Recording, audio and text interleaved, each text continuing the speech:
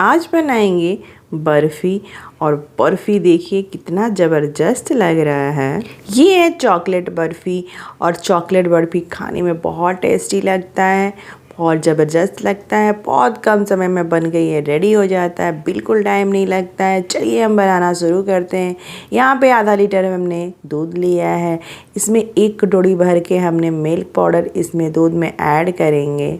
दूध और milk powder को अच्छी तरह से मिक्स कर लेना है कि मिल्क पाउडर में एक भी गुठली ना रहे। अगर आपके यहाँ मिल्क पाउडर नहीं है फ्रेंड्स, तो आप दूध का मात्रा आप बढ़ा सकते हैं।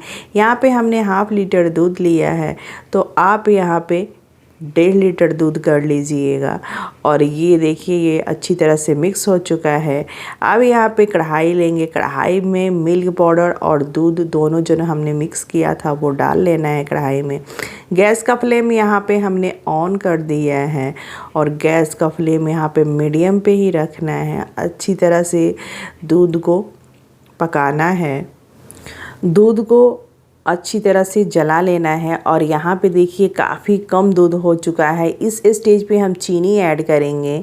दूध में चीनी डाल के अच्छी तरह से मिक्स कर लेना है और चलाते रहना है। इस स्टेज पे दूध को चलाते रहना है, बिल्कुल नहीं छोड़ना है, नहीं तो कढ़ाई में नीचे चिपकना शुरू हो जाता है। और देखिए ऐसे चलाते रहें और किनारा किनारा से जो हमारा मलाई चिपका हुआ है उसको भी निकालते रहें। खोआ में हम ऐड करेंगे घी 1 चम्मच भर के ऐड किया है और घी खोए में डाल के अच्छी तरह से मिक्स कर लेना है, चला लेना है। गैस का फ्लेम यहाँ पे बंद करेंगे। एक ट्रे लिए हैं, ट्रे में हमने घी लगा लिया है। ट्रे में घी लगा लेंगे फ्रेंड्स, तो आपका ट्रे में मिठाई चिपकेगा नहीं। ट्रे में मिठाई को एक आकार देना है कि अच्छा सेफ हो, कि इस को देखने में भी सही लगे और काटने में भी सही लगे। ये परफेक्ट हो चुका है। अब चलिए दूसरा प्रोसेस कर लेते हैं। यहाँ पे हमने हाफ लीटर दूध लिया है और 1 कटोरी मिल्क पाउडर लिया है और अच्छी तरह से मिल्क पाउडर और दूध को मिक्स कर लेना है। दूध और दूध का पाउडर दोनों अच्छी तरह से मिक्स कर लेना है कि बिल्कुल इसमें गुठली ना रहे। अब इसमें ऐड करेंगे, छोटा वाला बाउल में हमने कोको पाउडर लिया है, उसको भी दूध और मिल्क पाउडर में डाल के अच्छी तरह से मिक्स कर लेना है और इसको साइड में रख लेंगे अच्छी तरह से मिक्स हो जाए तो। अब चलिए यहाँ पे हमने कढ़ाई लिया है, कढ़ाई में मिल्क पाउडर, दूध और कोको पाउडर जो मिक्स किया था उसको डाल लेना है, अच्छी तरह से चला लेना है। दूध में बॉयल आने लगा है। अब इस स्टेज पे डालेंगे चीनी।